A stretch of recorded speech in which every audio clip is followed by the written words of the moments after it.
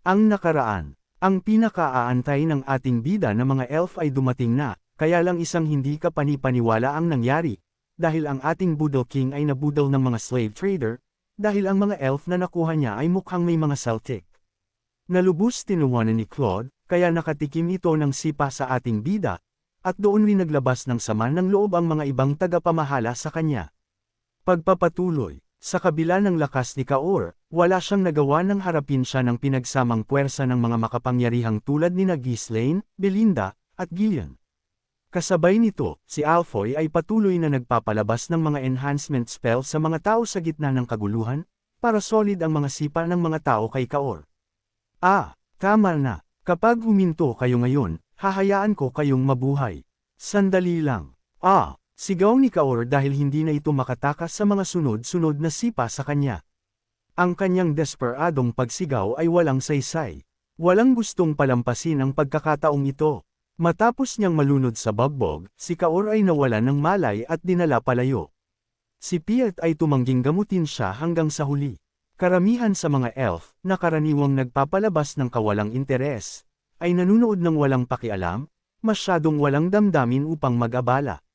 Gayunpaman, may ilang huminto sa kanilang ginagawa at nanood lamang sa kaguluhan, hanggang sa sila ay biglang sumigaw ng malakas. Ano ito? Ang lugar na ito ay may tunay na sigla, di ba? Mukhang masaya dito. Kami rin ay magaling maglaro, alam nyo ba? Sabi ng mga elf na biglang nag-iba ang kanilang aurahan nang makita ang kasiyahan sa paligid. Siya ba ang kamahalan? Ang ganda ng mukha niya, pero mukhang medyo palabanan siya. Matapang, yan ang gusto ko sa lalaki, marahas, sabi ng babaeng elf nang makita ang ating bida. Nagtawanan sila at nagbulungan bago pa lalo nilang pinagpatuloy ang kanilang mga kalokohan. Ang mga nagsusuka lang dahil sa ininom nilang alak o nagsisindi ng tabako ay ang mas nakakayanan. Isang lalaking elf ang commandant kay Belinda habang nangangagat sa kanyang ibabang labi ng mapang-akit. Halos nakakatawa kung gaano siya kaibang hibang na mang-akit. Ang isa pang lalaking elf ay dinilaan ang kanyang mga labi habang nakatingin kay Alfoy. Ang inosenteng si Alfoy, na walang kamalay-malay sa ibig sabihin nito, ay kumurap-kurap lang ang mga mata nito sa pagkalito. Hindi na kinaya ni Ghislaine, kaya lumapit siya at sumigaw. Atensyon, lahat! Sa kanyang utos, ang mga elf ay huminto sa kanilang ginagawa at lahat ay lumingon upang tingnan siya. Matapos mag-alinlangan sandali, nagtanong si Ghislaine. Mayroon ba sa inyo dito na gumagamit ng mga spirit? Ang mga elf, na nakatitig sa kanya nang walang reaksyon, ay biglang bumulalas ng tawa, hawak ang kanilang mga tiyan habang humahajijek. Mga spirit, ano yun? Isang bagay na kinakain. Narinig ko na ang ating mga ninuno ay gumagamit yun, pero wala kaming alam tungkol doon. Spirit tamer slaves. Masyadong romantiko. Hindi namin alam ang mga spirit, pero magaling kami sa stamina. Patuloy silang nagtawanan at nagdaldalan sa isa't isa, nagpapalitan ng mga bastos na biro at malalakas na tawa. Ang sitwasyon ay napaka-absurdo kaya't wala man lang nakaramdam ng galit o nakapagsaway sa kanila. Si Ghislaine ay napahawak lang sa kanyang noo sa pagkadismaya. Ano ito? Bakit ganito ang mga elf na napunta rito? Anong klaseng basura ang dinala ng slave trader na iyon? Inis at pagkadismaya na sabi ng ating bida. Sa gitna ng matinding kaguluhan, tumingin si Claude kay Ghislaine nang may nakakaawang ekspresyon. Kamahalan ko, ang mga ito ay walang silbi. Ipagbenta mo na lang ulit sila. Masyado silang walang kakayahan para gamitin bilang mga manggagawa o sundalo. Bukod pa roon, napakamahal nila kaya't hindi natin sila maaaring saktan o patayin. Sayang lang sa pera. Tumango si Belinda sa tabi niya bilang pagsang-ayon. Sa tingin ko, sa pagkakataong ito, talagang nagkamali tayo. Sila ay ganap na naiiba sa mga elf na naririnig natin sa mga kwento. Maging si Ghislaine ay walang masabi sa pagkakataong ito. Hindi niya inaasahan na magiging ganito ka-disastrous ang mga bagay-bagay. Sandali siyang tumingala sa langit at huminga ng malalim. Wow, mababaliw ako nito. Ang mga elf na nakilala ko sa nakaraan kong buhay ay hindi kailanman ganito. Sila ay laging marangal at maganda, mga tagapagtanggol ng kalikasan at kaibigan ng mga spirit. Sila ay maaasahan at mararangal na mandirigma na nakipaglaban kasama ng sangkatauhan laban sa mga kalamidad na sumasalanta sa kontinente. Alam kong baka sila ay naiiba pagkatapos ng napakahabang panahon bilang mga alipin sa gitna ng mga tao, pero ito ay higit pa sa anumang inaasahan ko. Ang mga elf, dahil sa kanilang pagiging mapagmataas at marangal, ay nangangailangan ng ibang paraan ng paghikayat kumpara sa mga dwarf. Ngunit ang sitwasyong ito ay hindi man lang umabot sa yugto ng paghikayat na alam niyang gawin. Ang kanilang kondisyon ay hindi lang masama, ito ay isang malaking sakuna. Kanina pa siya naghihinala, nagtataka kung ang slave trader ay nagdala ng mga elf na may sakit. At lumabas na tama siya, bagamat hindi ang kanilang katawan ang mukhang may sakit, kundi ang kanilang mga isipan. Talaga bang niloko ako ng slave trader na walang hiyang iyon? Kaya ba siya mabilis na tumakas? Paano niya nagawa akong lokohin? Ako na King of Mercenaries. Dapat ko ba siyang hanapin at patayin ngayon mismo? Ang bagong dating na si Galberic at ang mga dwarf, na dumating upang tingnan kung ano ang nangyayari, ay bumulalas ng tawa sa kanilang nakita. Hahaha, mukhang ang mahal na kamahalan natin ay walang alam tungkol sa pagbili ng mga aliping elf. Mukhang may mga blind spot din pala ang isang henyo. Nang humigpit ang kamao ni Ghislaine at tumingin ng masama, si Galberic ay nagpanik at iwinagayway ang kanyang mga kamay bilang depensa. Hindi, sadyang hindi lang napapansin ng karamihan, pero ganyan talaga ang karamihan sa mga aliping elf. Ano, sa madaling salita, ang mga matatandang elf ay madalas na ganyan. Kahit na nabubuhay sila sa gitna ng mga tao, wala silang gaanong ginagawa maliban sa maglaro. Sa madaling salita, lubusan silang nabulok ng impluwensya ng tao sa loob ng mahabang taon. At paano naman ang mga mas batang elf? Ang mga inosente at masunurin. Hindi sila ibinebenta ng mga noble. Ang sinumang elf na ibinebenta ay nasa isang masamang kalagayan na.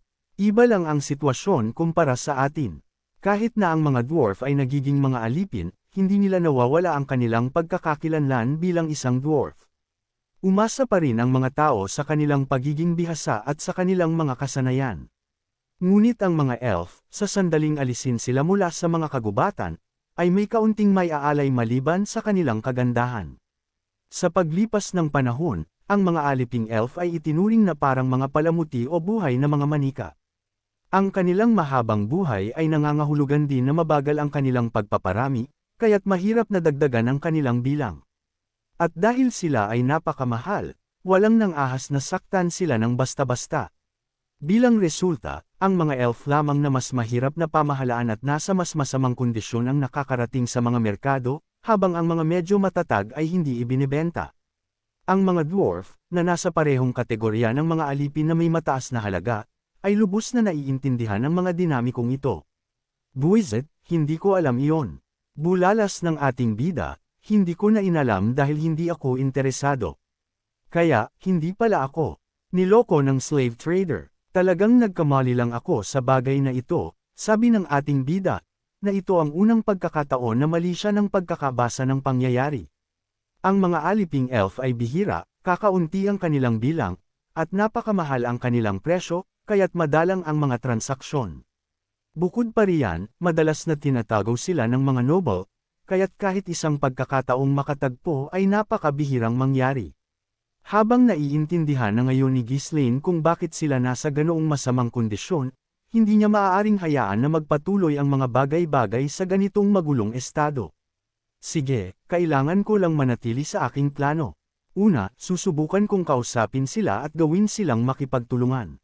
Pagkatapos huminga ng malalim ng ilang beses, muling bumalik si Ghislaine sa mga elf at nagtanong. Sa nakikita kong magkasundo kayong lahat, ipinapalagay ko na mas nagkasama-sama kayo sa paglalakbay dito. Kaya, sino ang inyong kinatawan? Sa kanyang tanong, lahat ng mga elf ay sabay-sabay na tumingin sa isang lalaking elf na nagpapalabas ng ganap na kawalang interes. Nararamdaman ang bigat ng kanilang mga titig, huminga ng malalim ang elf, umiling na parang ang buong sitwasyon ay isang abala, at lumapit. Siya ay, tulad ng inaasahan, nakamamanghang napakaganda. Matangkad at malakas ang pangangatawan, na may mukhang tila hinubog ng mga Diyos, sandali siyang nagpasindik sa mga tao ng Fenris.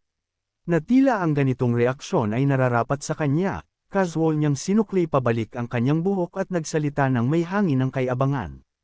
Ako si Aisken. Sa tingin ko, ako ang kinatawan. Sa ngayon, sabi at pakilala nito. Karaniwang pinipili ng mga elf ang kanilang pinakamatanda bilang kanilang kinatawan kapag nagtitipon. Bagamat hindi ito isang mahigpit na panuntunan, ito ang karaniwang gawi. Dahil sa kawalan ng pagkakaisa sa grupong ito, malinaw na si Aiston ay napilitan lamang sa tungkulin dahil sa kanyang pagiging mas matanda. Tiningnan siya ni Ghislaine at nagsalita sa isang tuyong tono. Mula ngayon, ikaw ang magsisilbing kinatawan ng mga elf sa ngayon, tiyakin na sila ay magiging maayos na umangkop sa aking teritoryo. Ayaw ko, mabilis na sagot ni Aiston. Ano? Sabi ko, ayaw ko. Ang pagiging kinatawan ay parang abala, at ayaw kong harapin iyan. Bakit ako, sa edad kong ito, ay kailangang gumawa ng ganoong bagay? Ang mga buto ko ay masakit na ngayon. Tugon nito na ayaw nang magtrabaho. Nawalan ng salita si Ghislaine sa sagot ni Aiston na puno ng kawalang interes. Kung hindi dahil sa kanyang matulis na tainga, walang sino man ang mag-iisip na siya ay isang elf. Mukha siyang mas isang matigas na tao na dumaan sa hindi mabilang na mga pakikibaka. Ang ganitong antas ng kawalang galang. Matagal na rin akong hindi nakakasalamuhan ng ganyan. Ngumiti si Aiston nang may paghamak habang minamasdan ang sandaling blankong ekspresyon ni Ghislaine. Anong problema? Inaasahan mo ba na magiging maayos kami dahil kami ay mahal na alipin? Nakakaawa ka naman, sabi nito. Hindi niya na kailangan pang marinig ang mga detalye upang hulaan kung ano ang nangyayari. Ang pagbili ng ganoong aming aliping elf ay halata na. Malamang ay balak ni Ghislaine na ipagyabang ang kanyang kayamanan, ibinibigay ang mga mamahaling aliping ito bilang mga regalo sa mga tauhan o mga kakilala. Ang mga aliping elf ay ang pinakamataas na simbolo ng katayuan. Siguro dahil bata pa siya. Desperado siyang ipakita ang kanyang pera. Dahil sa napakahabang panahong nanirahan sa gitna ng mga tao, hindi na nag-abala si Aiston na itago ang kanyang lantad na paghamak. Dahil mukhang bata ka at hindi pamilyar sa mga paraan ng mundo, hayaan mong bigyan kita ng isang piraso ng payo. Anong payo? Kahit kami ay mga alipin. Ganun pa man, hindi kami isang grupo na madali mong mahawakan ayon sa iyong gusto, kamahalan ko. Kami ay isang marangal at may dangal na lahi. Binili mo ba kami nang hindi mo alam iyon? Tanong nito. Tumingin si Ghislaine sa paligid sa mga elf nang may hindi makapaniwalang ekspresyon. Iyon ba ang dapat na pag-uugali ng isang marangal at may dangal na lahi?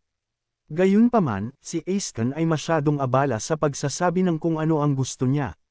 Well, mukhang marami ka namang pera, kaya't magkasundo na lang tayo. Basta't huwag mo lang akong masyadong galitin, titiyakin kong magsasama tayo ng masaya. Tama na ang kalokohang ito tungkol sa mga kinatawan o kung ano paman. Sa walang hiyang pag-uugali ni Aiston, nagsimulang sumimangot ang mga tagapaglingkod ni Ghislaine isa-isa.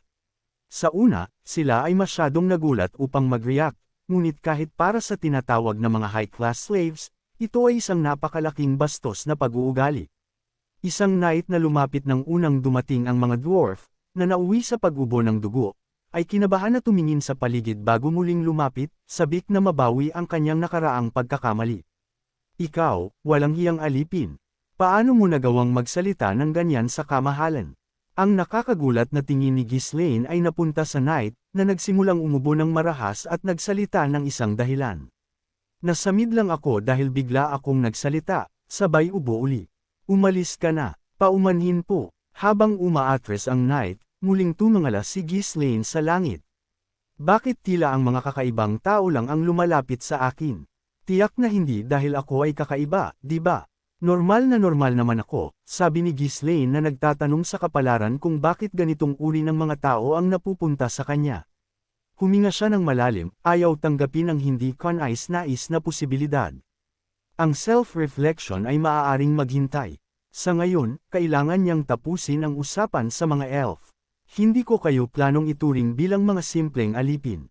Kung makikipagtulungan kayo sa akin ng buong puso sa susunod na 10 taon, bibigyan ko kayo ng kalayaan at magtatatag ng isang samahan, angkan o pamayanan para sa inyong mga elf.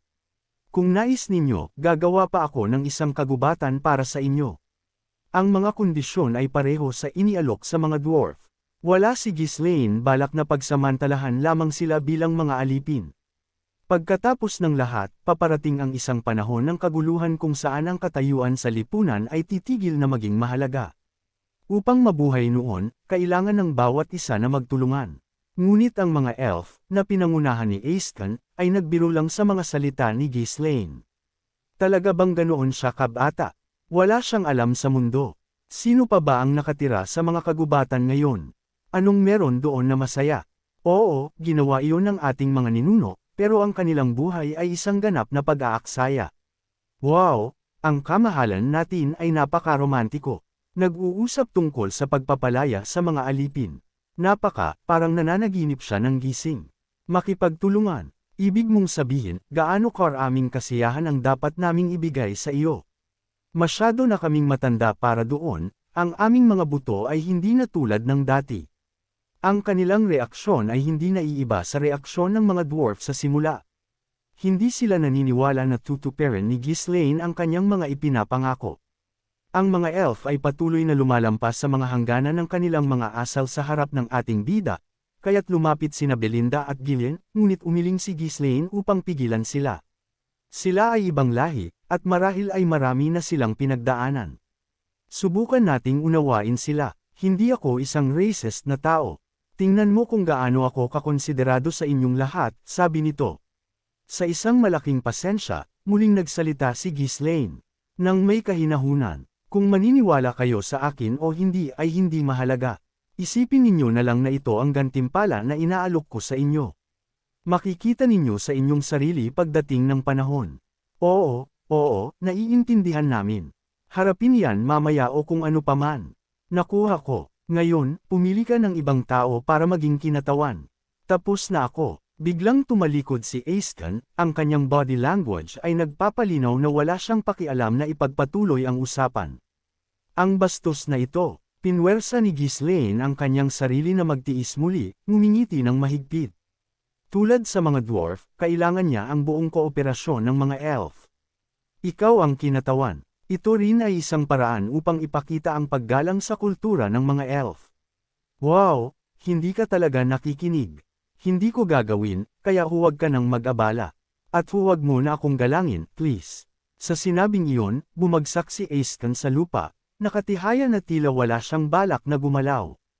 Ang mga titig ni Belinda at Gillian ay naging mas matalim. Ang tensyon sa hangin ay kumapal, na nagpapakaba sa lahat sa paligid nila. Gayunpaman, ang mga elf ay tumatawa lang sa lumalalang alitan. Ano, sasaktan ba nila kami? Dahil sa halaga namin, hindi sila maglalakas loob. Hindi naman ito ang unang beses na nasaktan kami. Nakakapagod ang mga pag-aaway na ito tuwing pumupunta kami sa isang bagong lugar. Hindi ba tayo pwedeng magkasundo na lang? Sa gitna ng tensyong ito, tumingin si Ghislaine sa nakatihaya na si Aeskan at nagsalita. Bumangon ka at pamunuan ang mga elf. Magtungo kayo sa mga quarters, ilabas ang inyong mga gamit, at maghintay doon. Ayaw ko, masyadong abala, alam ko na. Ibalibag mo na lang ako sa kulungan. Mas madali iyon para sa ating dalawa. Hindi ako tututol na maghintay doon hanggang sa mamatay ka at mapalaya ako. Nakatihaya, sumagot si Aeskan ng may ngiti, malinaw na nag-e-enjoy sa kanyang sarili. Pinwersa ni Ghislaine ang isang ngiti habang siya ay nagpatuloy. Pwedeng bumangon ka na lang. Ayaw kong gumamit ng puwersa. Hindi naman ako racist o kung ano paman, at ako ay isang namumuno na ayaw ng violent na pamamaraan at kapayapaan ang gusto ko, sabi ni Ghislaine pero gigil ng sakalin si Aeskan. Ha, napakasalbahi mo naman sa isang matanda, di ba? Wala bang paggalang sa matatanda dito? Gayunpaman, gusto ko ang iyong pilosopiya, bago kong kamahalan. Ang unang impresyon ay pasado, sa tingin ko. Oo, mabait naman ako. Dahan-daang tumayo si Aeskan, inaayos si Ghislaine ng may mayabang na ekspresyon na tila nagsasabi, ano ang gagawin mo tungkol dito?